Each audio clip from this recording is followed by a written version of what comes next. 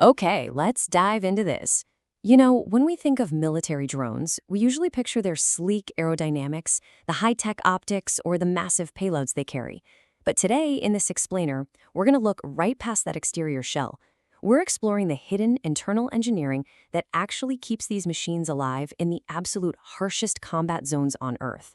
It is this incredibly fascinating world of microscopic defenses and invisible shields. So let me throw a question out there to start us off. What do you think is the most likely reason a military drone just falls out of the sky? If you're going by Hollywood movies, you're probably thinking it's a dramatic missile strike, right? Or maybe some futuristic laser weapon, or a huge blaze of anti-aircraft fire. But honestly, the harsh reality of the battlefield is way more insidious.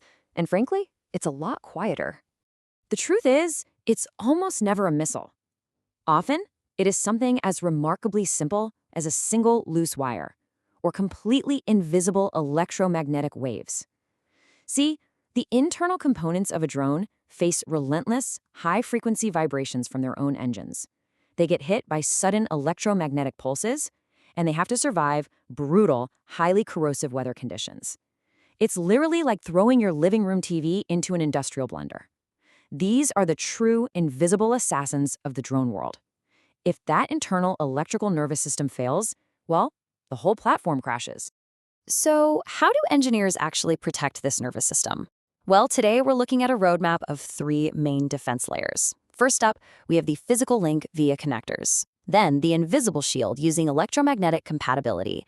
And finally, the chemical armor used to completely seal out the elements. Let's start with Section 1, the physical link, military connector standards. Now, what's really interesting here is just how specialized these links have to be. If you put standard consumer electronics inside a military drone, the violent, high-frequency shaking of the motors would tear the connections apart in a matter of minutes. Military hardware demands something vastly superior. Take the Molex 8-pin, for example. It uses dual power and ground pins specifically for high-power data payloads, which effectively cuts down contact resistance so the whole thing doesn't just overheat. Then you've got the JST-GH standard for internal communications.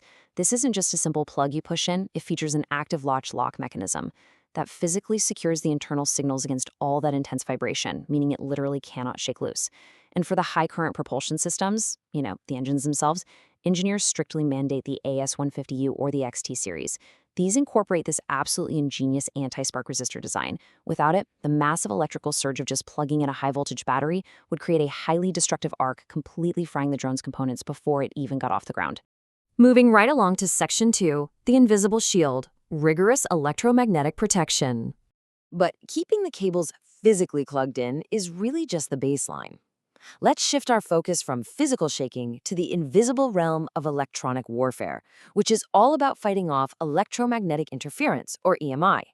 To survive combat, these systems have to pass Mil-Stand 461G. Now, I know that sounds like incredibly dry military jargon, but trust me, it is a literal life-saving shield. This standard tests a system's ability to withstand extreme electromagnetic environments. We're talking about surviving 200 volts per meter high-powered microwaves, intense radar blasts, and even indirect lightning strikes. If a drone doesn't meet this standard, its own high-voltage motors will generate enough electronic noise to completely jam its sensitive GPS receivers. Essentially, the drone would blind itself. And this brilliantly illustrates how engineers had to completely rethink grounding to solve that internal noise problem. When you're dealing with complex, multi-voltage systems on a drone, you simply cannot use standard daisy chain grounding. Daisy chaining links components in a series, which creates these highly dangerous noise loops. Worse than that, in modern carbon fiber chassis drones, routing high-power fault currents this way can cause the resin to heat up and literally melt the carbon fiber frame. No way you want that. Instead, military engineers use star grounding. It's a single-point system that perfectly isolates the really noisy high-power drives from the weak, incredibly sensitive sensor signals. All the connections route to meet at one single safe bus, usually made of copper or aluminum. This specific design completely cuts off that destructive ground loop interference. So the crucial point here is how you physically implement this electromagnetic shielding. To trap the RF radiation bleeding off those high-power cables, engineers follow a very strict three-step process. Step 1, you wrap the power cables in a tightly braided, high-coverage metal mesh. Simple enough. Step 2, and definitely pay attention here because this is absolutely vital, you must secure that mesh at the connector entrance entirely around the circumference. They call this 360-degree bonding. There is absolutely zero tolerance for a single point connection, what engineers refer to as a pigtail. If an engineer gets lazy and uses a pigtail, it acts exactly like a parasitic antenna. It will broadcast high-frequency noise right into the drone. Actually, scratch that, it guarantees total system failure. Finally, step 3 is routing the shield straight to the star ground bus. This completes a microfaraday cage around the electronics, perfectly sealing all that chaotic noise inside. Now for our final layer, section 3, the chemical armor, extreme environment protective craft. All right, we've secured the physical plugs, and we've successfully blocked the invisible waves. But drones don't exactly fly in pristine, climate-controlled laboratories, do they? They operate in the real world. That means mud, salt fog, dust storms, and freezing temperatures. To survive all of that, engineers upgrade both the data pathways and the mechanical joints. First up, for data resilience, they use a hybrid CAN bus. This upgrades the older, much weaker I2C signals to something called twisted pair differential signaling. Because the wires are physically twisted together, any incoming electromagnetic noise hits both wires equally, and the receiver just instantly filters it out. It's incredibly clever. But they also pair this with physical chemical armor on the mechanical side, using high-viscosity fluorocarbon lubricants. Applied directly to the joints and bearings, this specialized lube physically dampens the high-frequency engine vibrations to prevent fretting wear, all while aggressively resisting chemical corrosion. But what about the exposed circuit boards themselves? How do the actual brains of the drone survive the moisture? Well, they use conformal coating. It's often referred to in the industry as 3-proof paint, and honestly, it is essentially microscopic magic.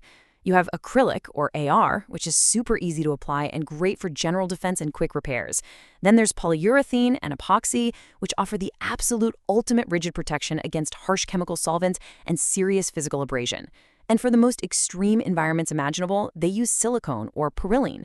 These can be applied at micron-level thickness through vapor deposition. They offer extreme dielectric strength and insane temperature resilience.